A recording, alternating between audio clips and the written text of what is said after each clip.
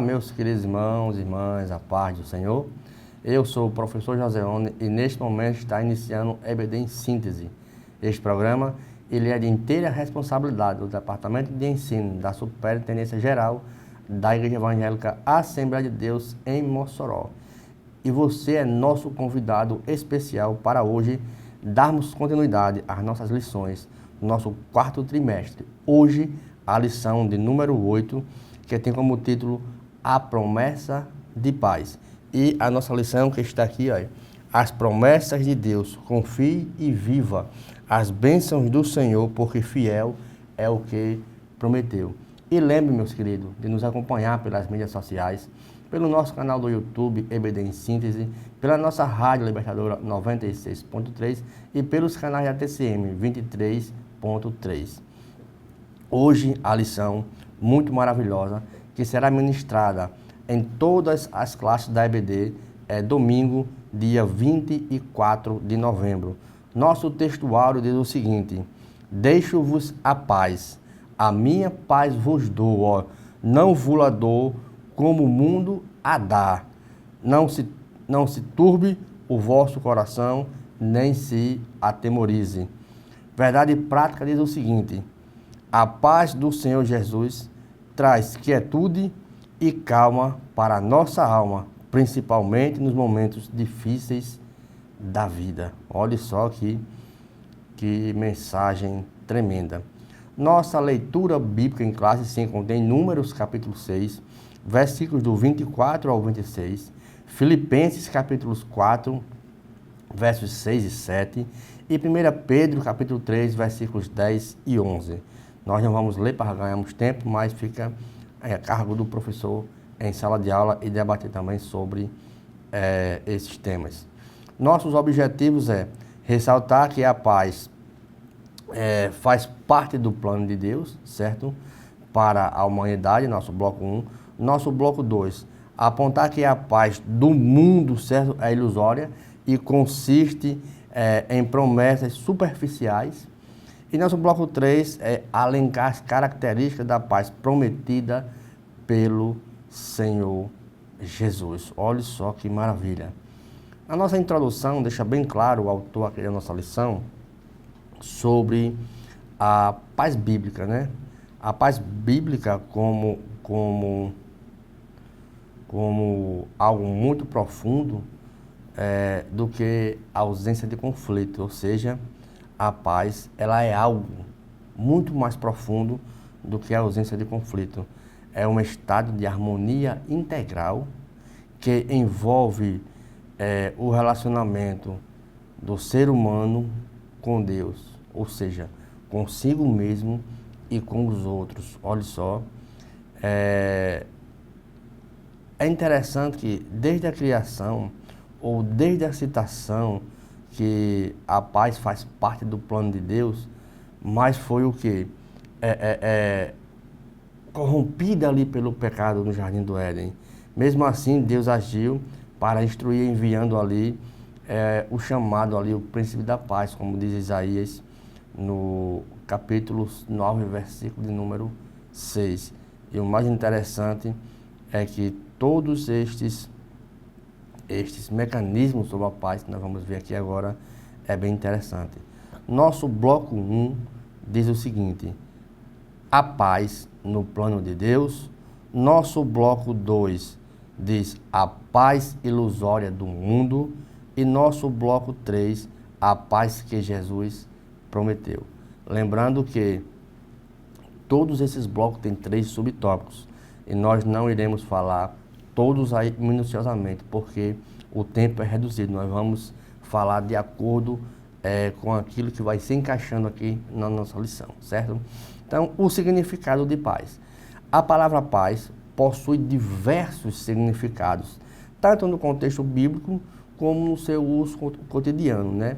No dicionário, vemos ali principais sinônimos ali como tranquilidade, repouso, silêncio, sossego.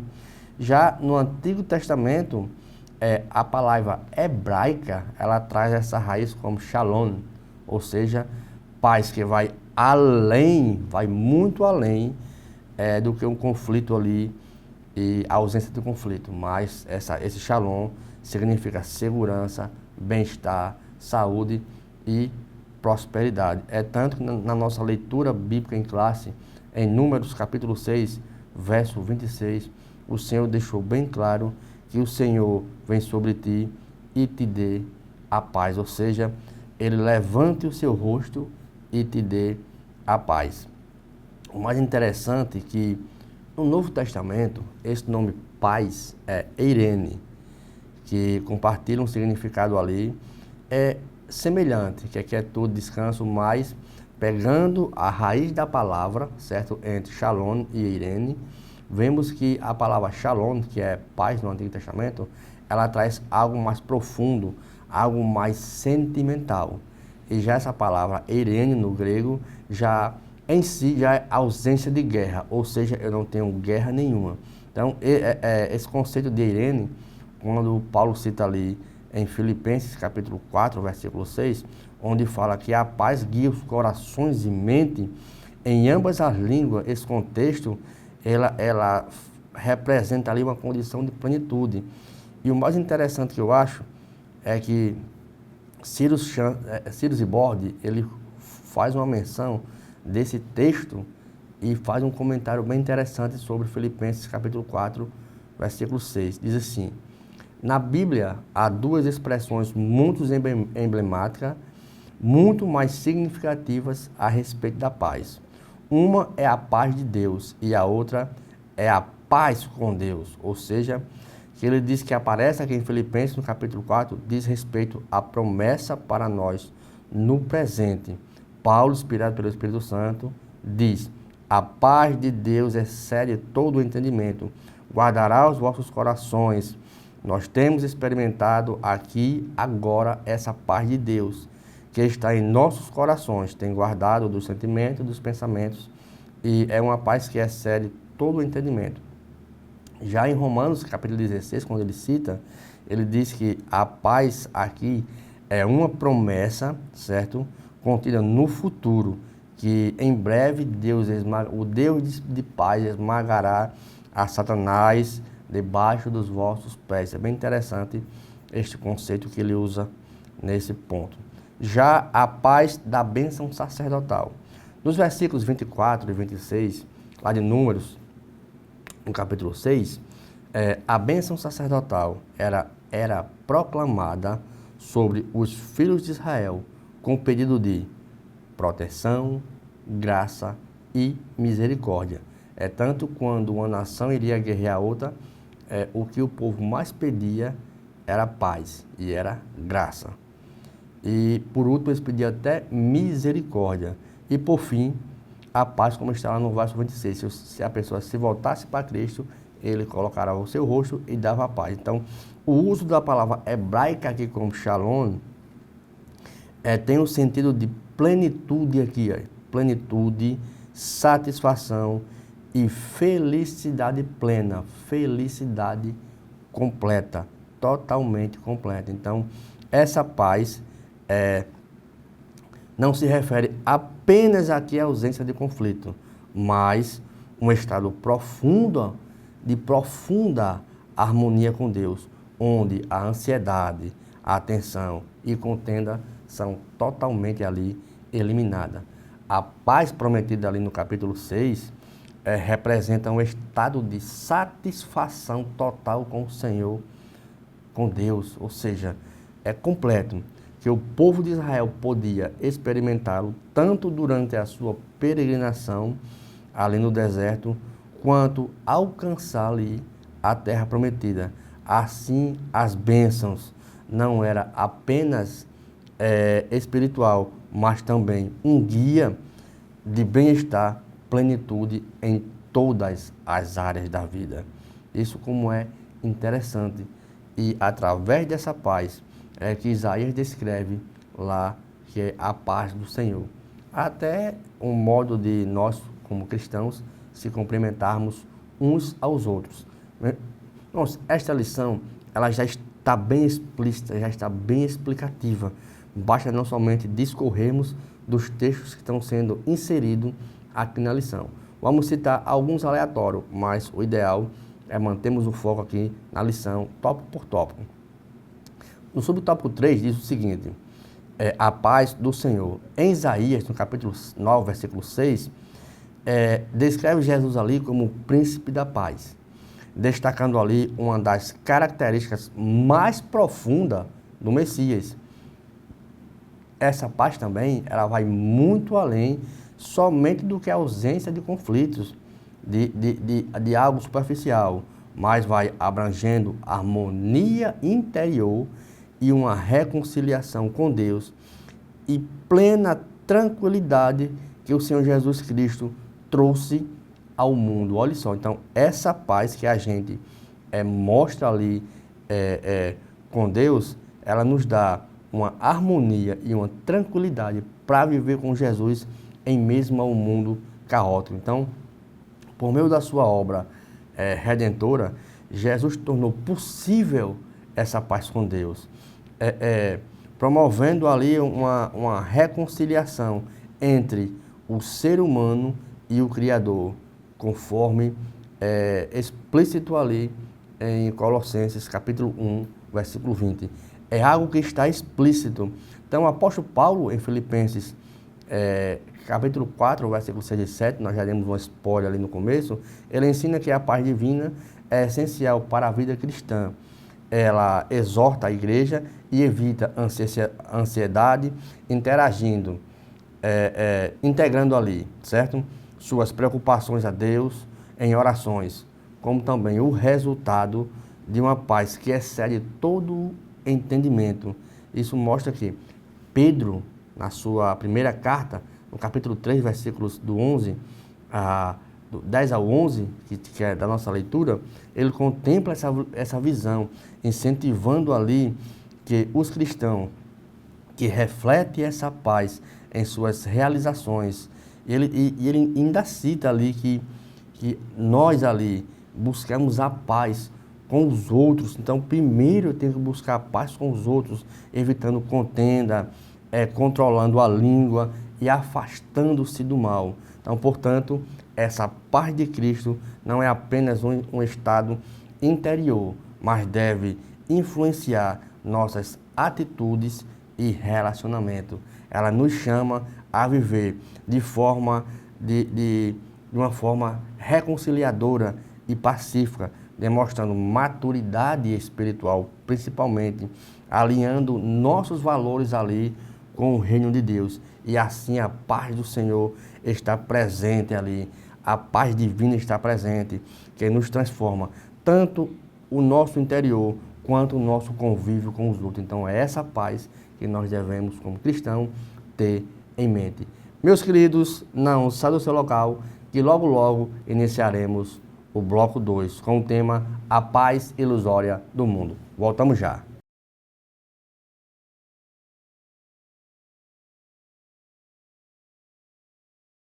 Olá, meus queridos, estamos de volta agora para o nosso bloco 2. Lembrando de nos acompanhar pelos nossos canais do YouTube, EBD em Síntese, pela nossa Rádio Libertadora 96.3 e pelos canais da DCM 23.3. Agora para o nosso bloco 2, com o tema A Paz Ilusória. Olha só, o mundo hoje em si, como a Bíblia se refere a todas as situações, até se refere às pessoas, o mundo oferece uma paz enganosa, totalmente enganosa, fundamentada em prazeres temporais, obras da carne, ilusões superficiais, contrastando ali com a verdadeira paz que o Senhor Jesus Cristo ele nos proporciona. Então, o mundo ele ensina isso. Então, essa falsa paz não tem base naquilo que é eterno e divino, porque ela é passageira, certo? E incapaz de satisfazer todas as nossas necessidades mais profundas da alma. Então, somente a paz de Cristo ou a paz de Deus é que nos transforma isso. Então, nosso subtópico 1 fala uma paz enganosa. O mundo busca aí atender ao clamor por paz em formas enganosas, como vícios, prazeres, sensações, crenças inadequadas. Então, o mundo hoje em si está sobre isso. Então, essa busca, segundo eu sempre cito alguns comentários, Agostinho de Hipona, ele identificou como essa paz que o mundo dá, como algo que reflete um coração inquieto, ou seja, aquilo que meu coração sempre busca ter.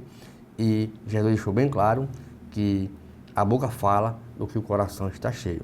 E também enganoso é o coração. Ele cita aqui que esse coração inquieto, que deixa a gente inquieto, nós só podemos encontrar em Deus.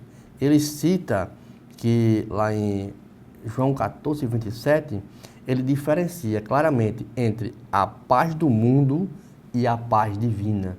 Deixo-vos a paz, a minha paz vos dou. Não dou igual a que o mundo a dá. Então, ele cita esta comparação.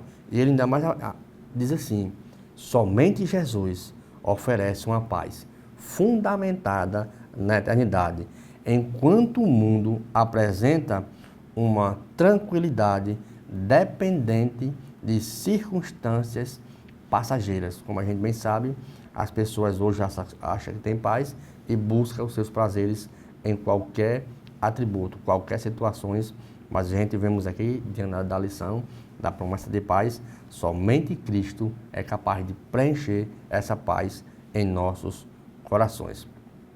Diz assim, e também um comentarista chamado Wisby, ele diz assim, ele explica que a paz do mundo não é apenas enganosa, mas também, olha só, destrutiva, porque direciona as pessoas para soluções superficiais que afastam o homem de Deus.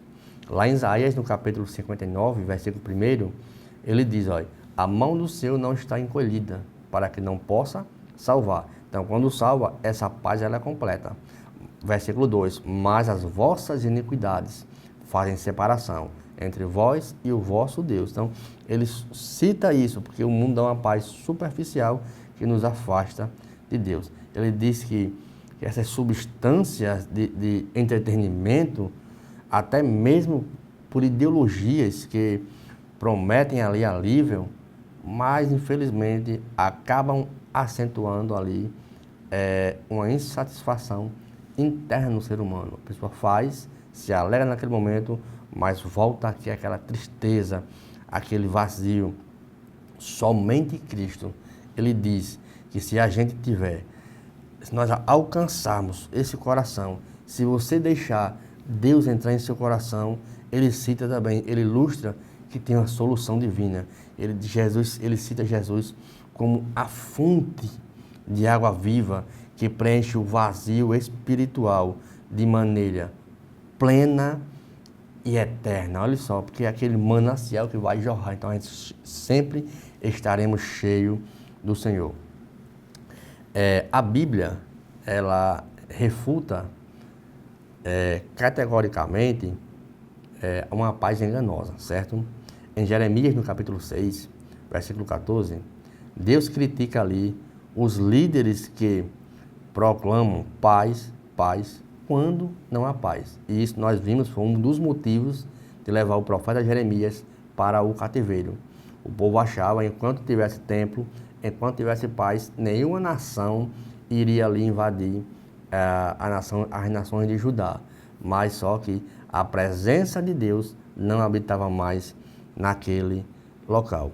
E o mais interessante é que ele mostra que ali que era denunciado ali uma superficialidade de promessas humanas. Stanley Houghton, ele diz o quê?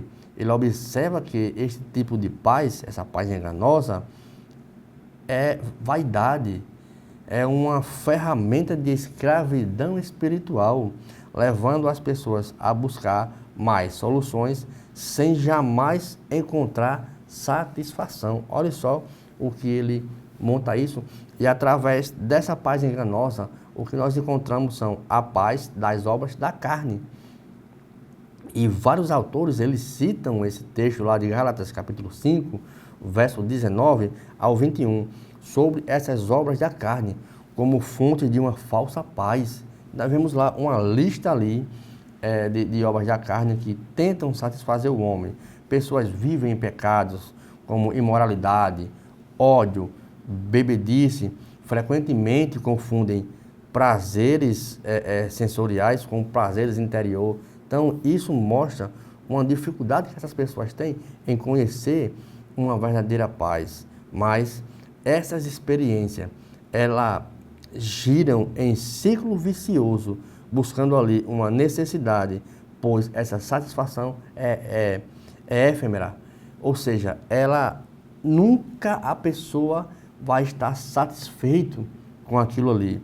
Dom Rio, em seu comentário, ele descreve que as obras da carne é um papel enganoso, psicológico, onde o ser humano tenta abafar o vazio espiritual com prazeres temporários, mas acaba aprisionando cada vez mais e mais seus sentimentos de culpa e insatisfação. É uma busca que gera escravidão emocional e espiritual. E ele cita Efésios capítulo 2, versículo 3, e afirma que a vida segundo os desejos da carne é uma submissão às forças do mundo, da carne e do diabo, que são totalmente inimigos espirituais que promovem uma falsa ideia de liberdade. Infelizmente, mostra essa falsa paz, que é nosso terceiro subtópico do tópico 2. Flávio José ele comenta que a instabilidade de Jerusalém, antes da queda do primeiro templo, ele observou que aqueles períodos de uma suposta paz, muitas vezes mascaravam ali divisões e conflitos latentes. Da mesma forma, no final dos tempos, essa falsa paz que enganará as pessoas, levando à destruição repentina. Nós vamos ver que após uma igreja ser arrebatada, vai surgir um cidadão colocando uma falsa paz que já está tentando fazer nos dias de hoje, colocar a paz no mundo. Mas Paulo disse, e o próprio Jesus, quando pedirem paz, aí virá repentina destruição, certo? O Smith também ele fala dessa falsa paz que ela é uma ferramenta de Satanás para o quê? Adormecer ali, ele mostra ali, certo? As circunstâncias humanas, tornando, certo? Vulneráveis ao juízo divino. Então, ele mostra que esta ilusão de paz impede que as pessoas reconheçam suas necessidades de um reconhecimento, de uma reconciliação com o próprio Deus. Mas a verdadeira paz de Cristo, em contraste a tudo isso que nós vimos aí, certo? Principalmente, certo? De que estamos cientes para discernir os tempos e viver em confiança, mesmo diante de tribulações, mesmo diante de aflições, que o próprio Jesus deixou bem claro. No mundo tereis aflições, mas tende bom ânimo, eu venci o mundo. Então essa paz verdadeira transcende o tempo, circunstância, permanecendo ali inabalável, mesmo diante de um caos. Então, meus queridos, não saia do seu local, que logo logo iniciaremos o final, nosso bloco 3, com o tema A Paz que Jesus Cristo prometeu. Voltamos já.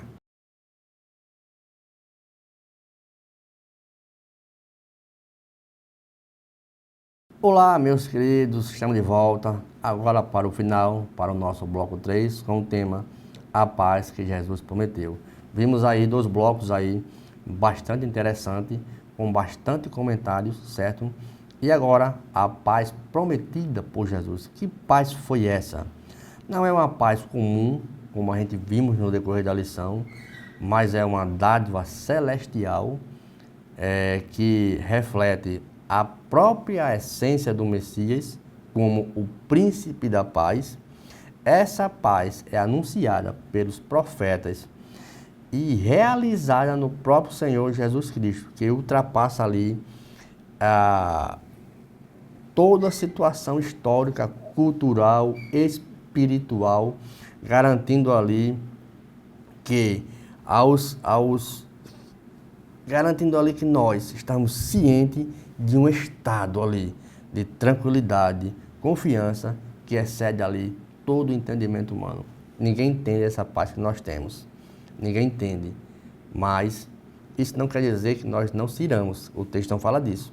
Mas nós tivemos uma paz como essa situação, nós temos ali uma vocação verdadeira de transmitirmos como Jesus agiria, como Jesus ele agiu, como eu posso agir dessa maneira para que eu tenha essa paz no meu interior e essa paz ela se distribua ali para o exterior. Então, o príncipe da paz.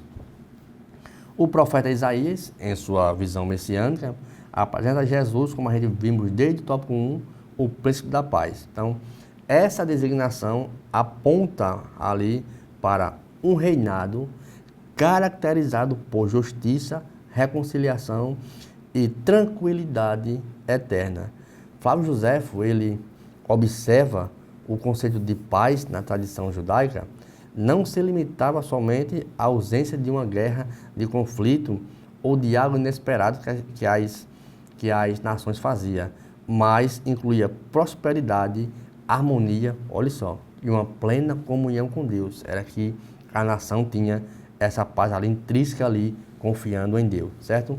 Nos evangelhos, Jesus ele é identificado como aquele que traz esta paz, como nós vimos lá em João 14, 27, que ele oferece uma paz que não é como o mundo, limitada, condicional e ilusória. Então, essa paz é o reflexo do governo de Cristo, que é permanente, eterna, fiel, que traz ali aos seus seguidores ali uma segurança a todos que seguem a Cristo, mesmo em meio a tempestades da vida. Mateus cita isso bem claro no capítulo 10, versículos dos 11 ao 12. Essa segurança, essa tranquilidade que nós temos mesmo em tempo de paz. O Wisby, ele comenta nesse conceito de que a paz de Cristo é uma marca de seu senhorio em nossas vidas. Se eu tenho Cristo como Senhor, já é a marca, permite o quê? Que nós enfrentamos ali desafio com a certeza de que o poder de sua presença no nosso meio ali é suficiente. Olha só como é interessante esse conceito. Assim, o principal e o principado que Jesus nos assegura não é apenas ali a paz interior, mas a capacidade de sermos agente de paz onde estivermos. Ele deixou bem claro, bem-aventurados os pacificadores, porque eles vão promover a paz. Olha só como é interessante. E uma paz redentora, que essa paz redentora que é fenomenal.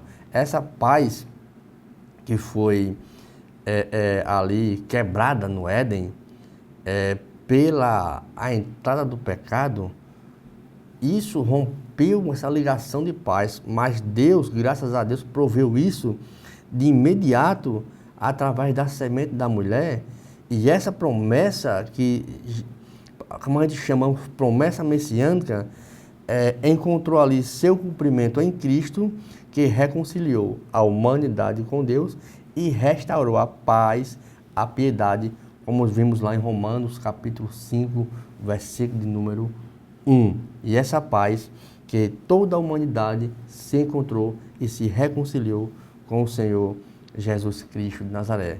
É interessante que lá em Efésios, capítulo 2, versículos 14 e 15, descreve como Cristo ele derrubou essa parede que estava lá entre judeus e gentios, criando ali um único povo, ou seja, a igreja tornou um só povo, trazendo paz. Lembramos que no templo ali tinha vários átrios. Esses átrios tinham átrios das mulheres, átrios dos gentios, átrios dos judeus, átrios dos sacerdotes, e Cristo derrubou tudo aquilo, formando um só povo em unidade. É tanto que ele disse, ó, quão bom e quão suave é que os irmãos vivam em união, e união também é conceito de paz. Stanley Holto, ele ressalta nesse texto que essa reconciliação não é apenas horizontal. Ele observa também que ela é vertical, está ligado diretamente com o homem a Deus, e entre o ser humano que antes não tinha acesso a Deus e agora tem acesso a Deus, pois a paz de Deus é o fundamento da verdadeira paz, onde estamos enraizados. Esta sim é a essência da obra redentora de Cristo, que não impõe barreira, pelo contrário, ele tira essas barreiras. No Sermão do Monte, o Senhor deixou bem claro no capítulo 5, versículo de número 9, ele deixou bem claro, ele exalta os pacificadores, declarando ali como filhos de Deus. Se você promover a paz, você será um filho de Deus. E John Hill, nesse comentário de Mateus 5:9, ele observa que o significado que aqueles que compartilham a paz de Cristo tornam-se instrumentos ativos de reconciliação com o mundo e no mundo, demonstrando que a paz redentora de Cristo é tanto um dom quanto uma missão. Olha aqui, que maravilha. Para finalizarmos agora nosso subtópico 3, uma promessa que excede aí todo o entendimento. A paz prometida por Jesus transcende capacidade humana e compreensão. Tudo isso. Isso já foi claro lá em Filipenses, como nós lemos, e lá em Atos, esse tipo de paz, Atos capítulo 12, quando a gente lê versículos do 5 ao 7, foi claramente demonstrada na vida do apóstolo Paulo, que mesmo ali, quando ele estava na sua trajetória, ele estava ali encarregado, quando ele dormia seriamente ali, e o apóstolo Pedro demonstra que quando ele entra naquele meio, a providência de Deus está confiando, ele tem que confiar. Quando Pedro estava no presídio, preso, quando a igreja está unânime em oração, ele ressalta isso, que mesmo diante dessa fragilidade, as correntes são quebradas, e Pedro vai ao local onde estavam todos reunidos, e quando ele chega lá, vemos essa demonstração de paz em oração, em unidade, em amor, como já foi citado lá o Salmo 133, ó quão bom e quão suave é que os irmãos vivam em união. O Wisby, ele explica que essa paz não se limita às aflições, mas fornece força e uma serenidade para quê? Para enfrentarmos todo tipo de situação. É a paz que vem da certeza de que Cristo venceu o mundo e que nele somos mais do que vencedores. Como lá em João, capítulo 16, verso 33, onde ele diz, no mundo tereis aflições, mas tenham bom ânimo, porque eu venci o mundo. Nesse episódio de Pedro, no capítulo 12, ilustra que a paz divina não está ali limitado às circunstâncias externas, mas está fundamentada na presença de Deus. Houghton, ele aponta como essa paz como testemunho de uma fé ali, de uma fé madura, de uma fé que já foi provada, que é capaz de descansar nas promessas divinas, mesmo em situações de sofrimento. Olha como é interessante. E para concluirmos, meus queridos, vimos que a paz de Deus tem a ver com o bem-estar, repouso, quietude, mesmo nas horas de grande tormento. Contrastamos que essa perspectiva de paz que o mundo não tem e que nós temos a compreensão de que a paz do mundo ela é meia ausência ou uma ausência total da presença de Deus, mas uma paz limitada, mas nós temos e aprendemos que a paz de Deus é uma virtude profunda, elevada e eterna. Não se trata de algo passageiro, mas de algo em estado permanente que independe de circunstâncias, porque fiel é o que prometeu. Amém, meus queridos? Veja que lição maravilhosa, que lição muito interessante. Lembrando, meus queridos, de nos acompanhar pelas mídias sociais, pelo nosso canal do YouTube, EBD em Síntese, pela nossa Rádio Libertadora 96.3 e pelos canais da TCM 23.3. Lembrando que esta aula e nenhuma outra substitui a aula presencial aos domingos. Fique com Deus e a paz do Senhor Jesus. Amém.